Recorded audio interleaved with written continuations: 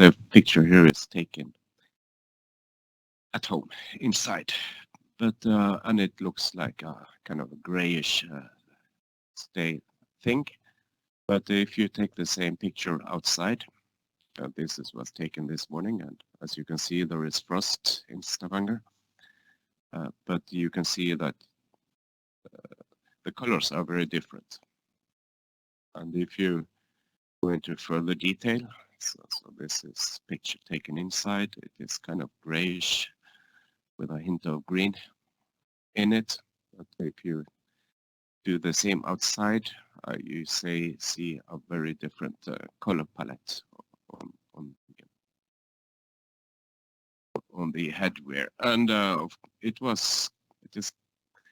the message here is that your perception of reality or light or color is based on the wavelet or the sun source or light source. And that is because inside I only have a very narrow band light source, so not many frequencies in that wavelet.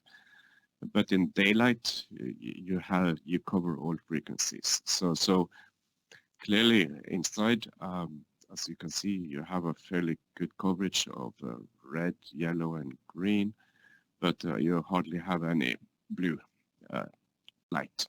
So that impacts your perception of the color. And as you see here, then there's actually a lot of blue thread in this headwear, which is more or less invisible when you look at it inside. That means often you need a broadband wavelet in order to see the full picture of your environment, and that applies to seismic as well. So just to repeat, the convolutional model is that you have the Earth's reflectivity, and then you have a wavelet, and you have a bit of ambient noise, and when you convolve the wavelet with the reflectivity, you get a seismic trace, and that is what we call the convolutional model. Then into signal processing, as you see here, and this is just a repeat from my talk, is that if you take all frequencies and then just stack them up, sum them up together, you get a perfect spike. That means that with a sum of cosines and sines, you will be able to actually reconstruct any trace form or a trace signature you want just by a weighted sum of the spectral components. And that is the essence of inversion or spectral decomposition as well, because as we will see later, the Earth is a filter and it will impact the reflected frequencies. This is a full band sum, but if you kind of restrict it to within the bandwidth of seismic data and apply this kind of filter to your sum of cosines and sines, you will see that you will not have a perfect spike anymore, but you will develop side lobes. And that is because you don't have any longer all frequencies in your recording. So it's band limited. This is when we do Fourier transform, but you can also do the same using wavelet transforms. And in many ways, I will argue that a wavelet transform is superior compared to a frequency transform. But you can more or less design the same wavelet either with a wavelet transform or a Fourier transform. And also, we also have the issue of phase. This is just a quick reminder of phase. We are trying to deal with what we call zero phase wavelets in seismic interpretation. That means that the peak of the wavelet is at the perfect time of the actual kind of impedance contrast position. But reality, wavelets are rarely zero phase, that they have some sort of phase rotation. So a 90% degree wavelet will have a positive peak followed by a negative trough in the spectrum. And the same with a minus 90 degree wavelet. You just flip the polarity compared to the 90 degree wavelet. A very important aspect when it comes to frequency or spectral decomposition is the concept of tuning, because as I mentioned, the underground is a filter, and some particular shapes are more common than others. So, and I'm trying to explain the tuning concept here. So say you have a green reflector here, and you have a given frequency which is oscillating down or propagating down. This is the response you will get from the green reflector. If you combine that with this red reflector, which is equal magnitude but opposite polarity, that reflector will also give a response back to the receiver, and these two responses from say the top reflector and the base reflector, that they will superimpose. And in this case, for this particular frequency, that they will actually do constructive interference, meaning that they will have together this top and base reflector, they will give a strong reflectivity from that particular layer. But you can also have destructive interference, because if you take a different frequency and combine these two, as you can see here already, that these two, the reflectivity from the top and the base, that they will actually cancel out, but because they have equal magnitude but opposite polarity. So for that given particular frequency, this layer here will be invisible on the seismic response. And if you look at that means that a layer will have a response, seismic response, which is a function of layer thickness and frequency. So here you have the top layer in green and the base layer in red. And in this example, the thickness of the layer is 50 milliseconds. And then you will see here by the different frequencies how they superimpose. And in these areas, in many areas, say 10, 30, 50, and 70 hertz, they will have constructive interference, and there they will be highly detectable in the seismic signal. But for the other frequencies, 20, 40, 60, and 80 hertz, the signals will from the top and base will cancel each other out, and they will be actually disappearing for those frequencies. And here is a formula for calculating the reflectivity as a function of thickness and frequency. And I will get back to this later. And this is of course not new. I mean, Marfort and Curlin, they kind of introduced tuning effects to seismic analysis in the late 90s. Here are some examples of how you can use spectral decomposition in practice. In this is WestCam, which is offshore US or Gulf of Mexico, and here is the seismic amplitude as a time slice. If you instead calculate of the seismic, you do an RMS attribute, you can start to see geological features, but they are a bit indiscriminate.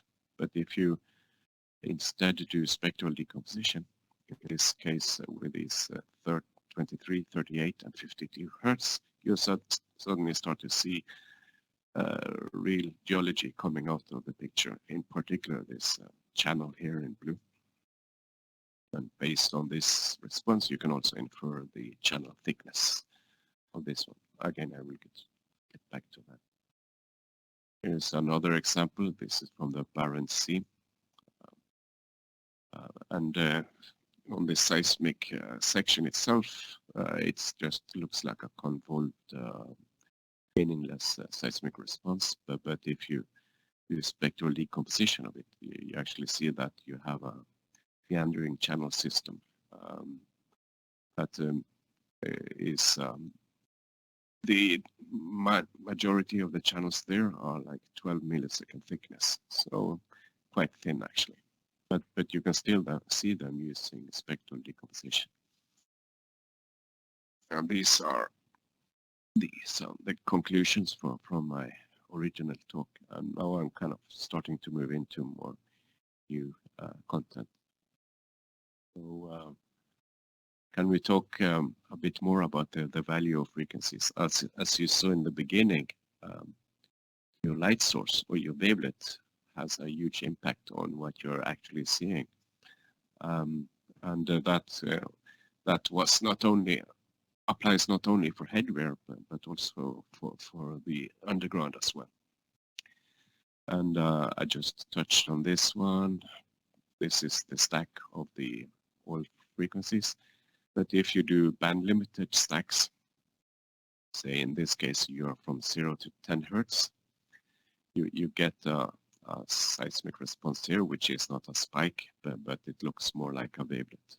And as you increase more and more frequencies, you can see that some of the frequencies, which is the wavelet, get more and more well-defined, narrow. So it has a more and more well-defined peak and smaller and smaller side lobes. And if I added even more frequencies up to 250 Hertz in this case, you would, which is the Nyquist for this data set, then I would get a perfect spike.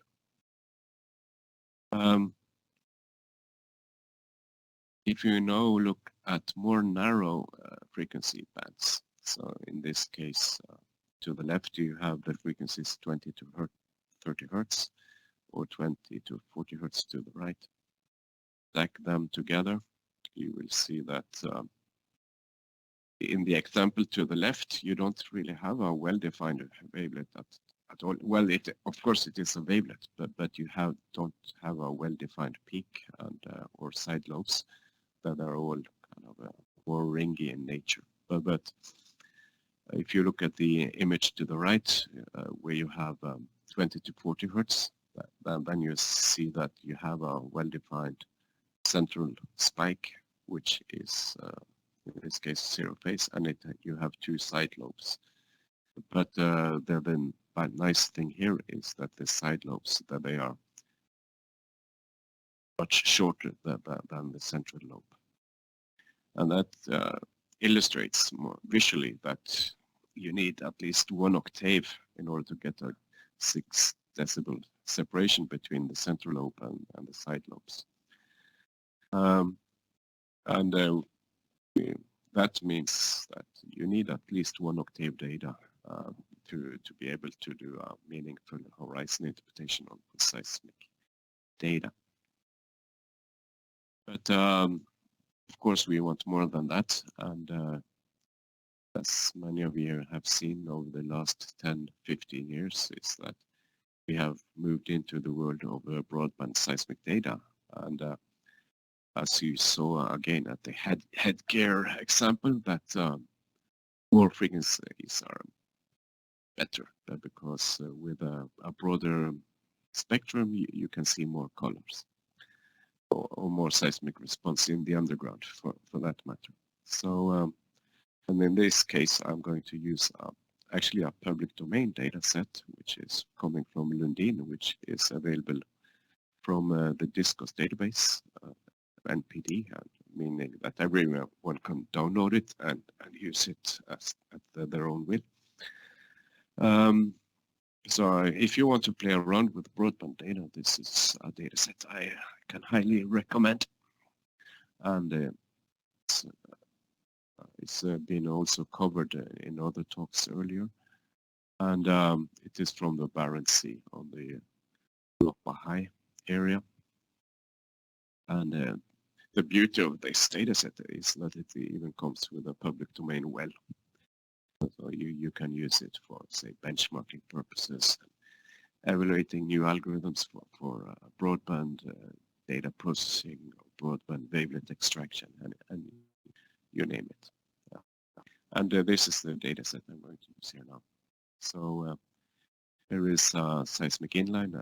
As you can see, the geology is complicated and full of detail. It's you have a lot of faulting, and you have unconformities and sedimentaries, deposits, and interesting. And you can, from the image, you can appreciate that it is a broadband data set. You can see it in particular in the rich content of low or deep frequencies. And these kind of data sets, they are often best viewed in gray color scale, actually. Another benefit is with this data set, it was acquired and processed in 2017, so it is very modern, using the latest imaging algorithms. But now, if we start looking at what the different octaves actually bring to the table when it comes to imaging and interpretability, it's quite interesting. Here, there is not much signal here from 1 to 2 hertz, but when you go to 2 to 4 hertz, you already start to see a lot of real signal here, which adds to the richness of the data. That means that also that if you want to do seismic inversion on this data set, don't need to add that much frequencies in the low frequency background model or the prior model, if you like, because there is so much information already in the data. Moving to 4 to 8 hertz, you can see even more information coming out. So this frequency band clearly has information to give. And the same 8 to 16 hertz and 16 to 32 hertz. All of these add to their own information.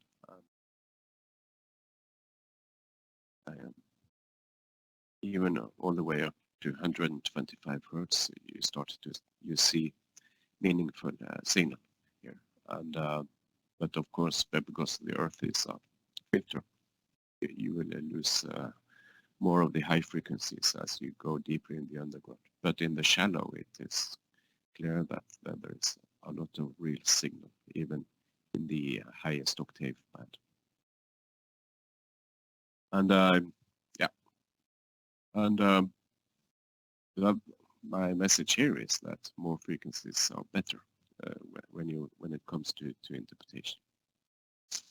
So now I want to go back a bit to tuning. And I mentioned the frequency cheat sheet, which I'm using myself now and then, and that's what I'm going to touch. As I said, we can have constructive interference between the top and the base of a layer. That means that you will get a strong seismic response for that particular tuning frequency. And in this cartoon, it is the example of a positive reflector and then a base reflector with equal magnitude but opposite polarity. And a typical scenario here, and this is actually a very realistic scenario, but because the layer at hand is typically one thing we are always looking for, or often looking for, is to detect sand bodies in a shale context or a shale host rock. And this is a very clear example of such a scenario where we have a top reflector and the base reflector. They have equal magnitude but opposite polarity. So this is a very realistic kind of analog for detecting sand bodies in a shale environment. And the same thing, I mean, this sand body, say a river or a channel, will be completely invisible for other frequencies. And we had the equation which told you how you could calculate the amplitude response for the different frequencies. And here is, and this is quite useful because you can see as a function of layer thickness which frequencies which will have constructive interference and which frequencies which will have destructive interference. And we are of course more interested in the constructive interference because these are frequencies you can actually see and detect and quantify. Of course, if you look at this frequency, it's not really realistic for a real-world scenario. Because so if you kind of include a realistic frequencies range, many of these theoretical responses will disappear because we can't really execute them in a seismic experiment on a commercial scale. And if you also recognize that the seismic signal has a lot of noise in it, then this is actually the realistic scenarios of what you can detect. So if you want to detect 20 millisecond thick layer, the peak frequency will be 25 hertz, and all other frequencies will be weaker response. For a 50 millisecond thickness layer, you can hope to get a seismic response at 10 hertz and 30 hertz, and you also have a say higher multiple at 50 hertz, but that is starting to be outside your realistic frequency range for your wavelet. So this is a kind of a convenient lookup table for mapping tuning frequencies to layer thickness. And here is just another perspective on the same thing. These are the amplitude response from a wedge model with for a given layer thickness. The column to the vertical column is layer thickness from 0 to 200 millisecond thick, and on the horizontal axis you have frequency from 0 to 120 hertz, and I have muted out frequencies outside the realistic range for the seismic experiment. And that here you can see that a 20 millisecond layer, thick layer, will peak at 25 and 75 hertz, but you don't really have that so much 75 hertz information in your data. So in reality, you can only focus on this kind of cigar shape down here on the bottom left.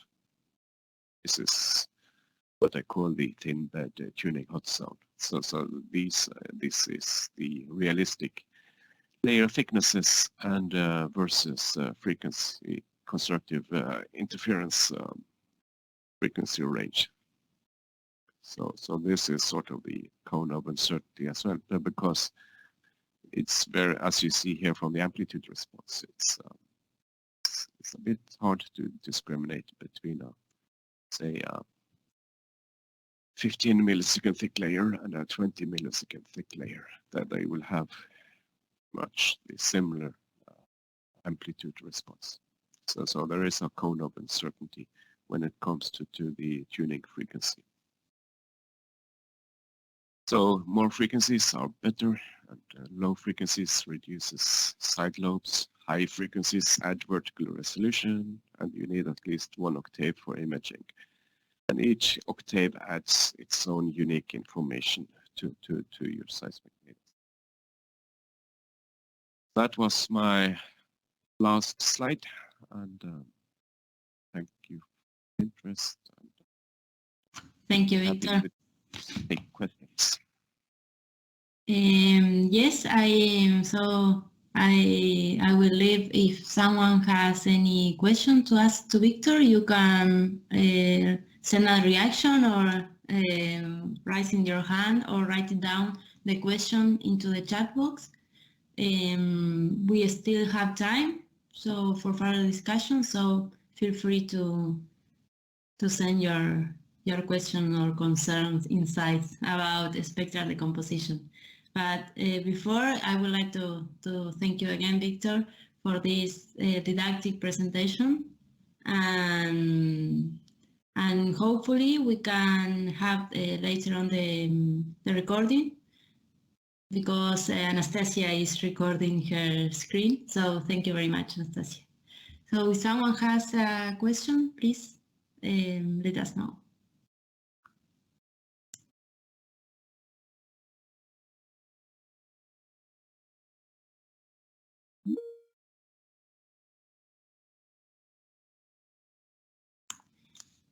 Hi, we have the first one, Paul. Thank you, Paul. Says, hi, Victor. Did you ever look at frequency decomp for internal multiplies? I've looked at this using FT decomposition.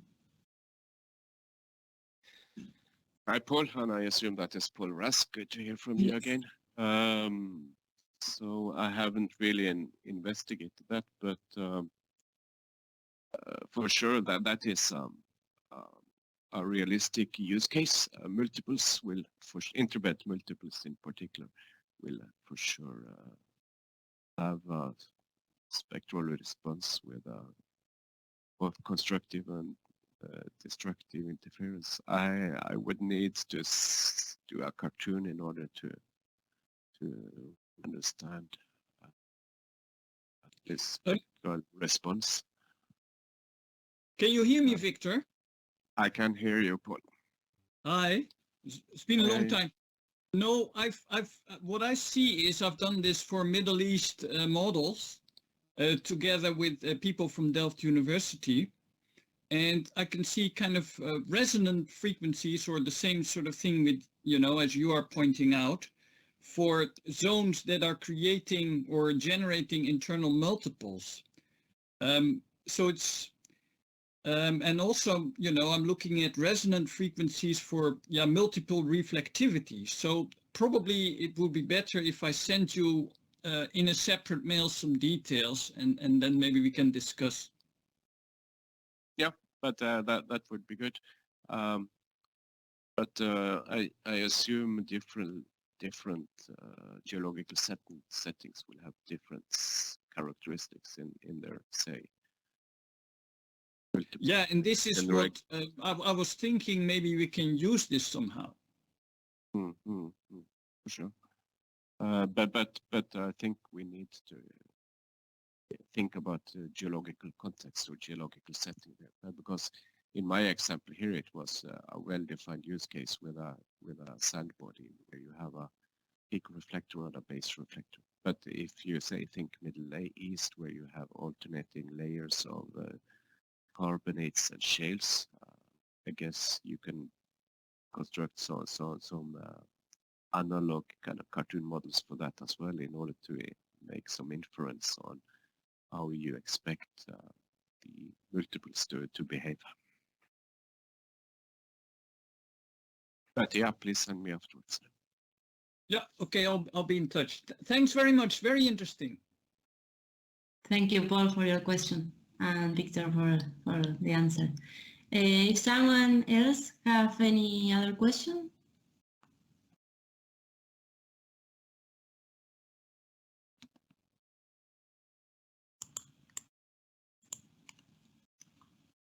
If not, or maybe in the meantime, I can. Yes, one sec. Said Michelle or Michael.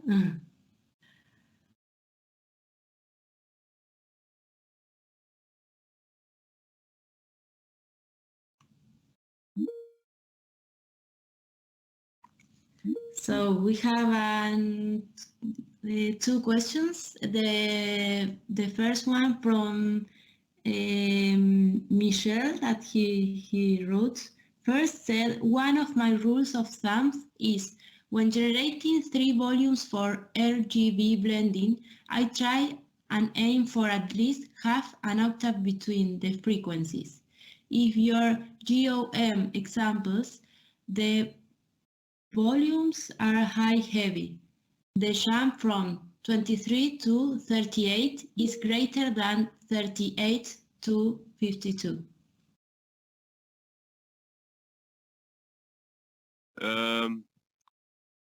I'm not sure I captured full detail of the question, but of course, a spectral response. Say if you look at how the different octaves contribute to the image, you don't really expect each octave to have equal amplitude or equal signal-to-noise ratio for that matter. It's because the propagating wavelet going down has a shape, and the shape of the wavelet will influence the spectral response as well. So as you... Victor? Hello? Yeah, maybe I can clarify. This is Mike. Yes, please go ahead. Yeah. Oh, hi, Victor. It's been a long time since we've spoken. But hello. Thank you for the talk. Yeah, look, the reason I ask is because I've had a couple of clients try to show me spectral decompositions where there's very little difference between the three frequencies. You know, in fact, I've had one that said, oh, we use 16, 20 and 23. And yeah, you're not going to see very much difference.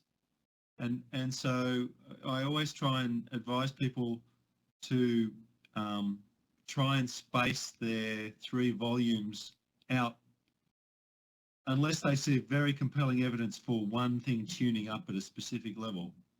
I always try and get them to think about if they had two frequencies right next to each other, then all you're going to do is blend those two colours and you're not going to see much discrimination between what you're tuning.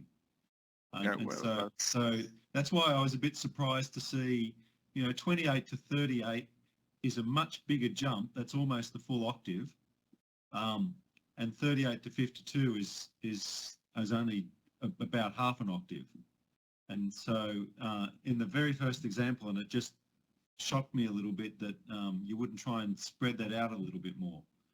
You know, choosing something, you know, in the low 30s as your middle one for the blend. Yeah, let me see if I can find the slides for that. Like if you've got compelling evidence that something is tuning at 38 hertz, then sure, that's fine. But I was not really criticizing that example, but just asking whether you have in the back of your mind a general rule like that. Not really, but I guess. But as a general rule of thumb, I'm skeptical about doing too narrow band decomposition, because the more narrow your frequency range, the more ringy the signal, and you lose actually the vertical resolution, or you get ambiguity in the vertical resolution.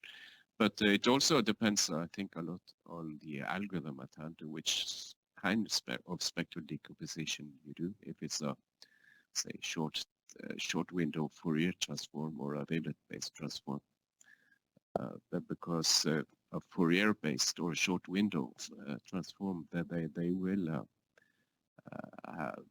be impacted by all reflectivities in the time windows.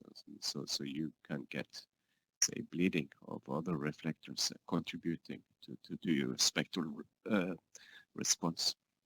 Okay. So what do we have within? I don't want to get too specific on software, but you know, this is a sort of a Schlumberger talk or SLB talk. Sorry, slapped my hand there. Yeah, so within Spectral, the generalized spectral decomposition, is that using the short period algorithm? Yeah. It is the GSD, generalized spectral decomposition. It's a wavelet-based spectral decomposition. But you can we call it general because you can say you have full control yourself in kind of determining the say vertical resolution of your decomposition by specifying the number of oscillations for your kernel function. So if you set that number to a high number, say 1000 oscillations, then you are moving towards, in practice it becomes a Fourier-based method. So, Okay. but if you narrow down to say 2-3 oscillations, then it becomes very much or wavelet-based decomposition. So you can kind of play around there, but I've tried to avoid kind of being too specific in this. No, I appreciate that. Sorry for diving out of that. Oh, thank you for that. Thank you. Thank you for your question. We have another one. And the question is, have you looked at the impact of tuning effect post-Q or spectral shaping? Oh yeah, absolutely. It's a good question because spectral shaping is kind of important, but as I demonstrated, I mean, you have to be a bit careful about spectral shaping as well, because you don't really want to say cancel out or interfere with natural interference patterns in the seismic data. So you're if you do a spectral balancing, you should apply a balancing filter which is quite smooth, such that it doesn't really have big impact on kind of narrow frequency windows.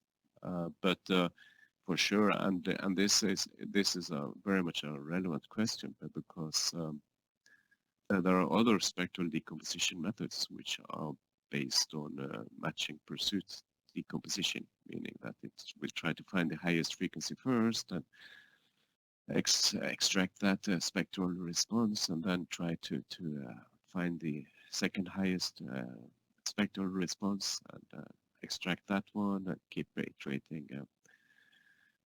And of course, that is not always the best way of extracting frequencies, because you are of course dependent on the wavelet, and but by doing spectral shaping, you kind of try to take away that wavelet signature, which is necessary for matching pursuits to work.